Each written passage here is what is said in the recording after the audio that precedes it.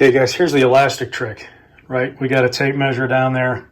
I've got this elastic, the first one I made, it's not exact, but I've made others that are longer since then.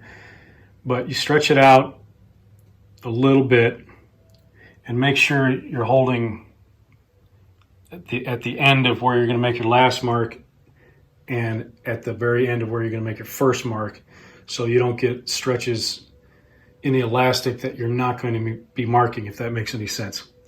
So anyways, I stretched it out a little bit, marked every 2 inches. I think there's 13 marks. You see I'm a little over here, so it was a little off, so back up and you'll see that it lines up almost perfectly every 2 inches. I messed up on a couple of them a little bit, but you'll see how accurate this is. Go 32 and a half, that'll be 11 times 2 and a half, something like that, or 13 times 2 and a half. 2 and a half, 5, 7 and a half, 10, 12 and a half.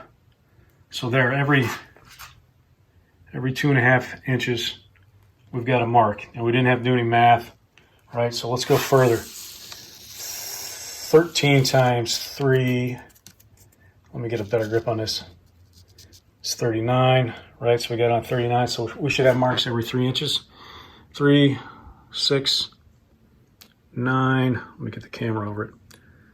12, 15, 18, 21, 24, 27, 30, 33, 36, and back to 39, right? So if I could stretch this even more, it would do the same thing. You like my Crocs? So that's, you can see how this would work on a 8-foot piece of elastic for those porch balusters between the posts. So try that out. It's a lot faster than doing all the math and laying it all out. And just trust me, it works. It's great.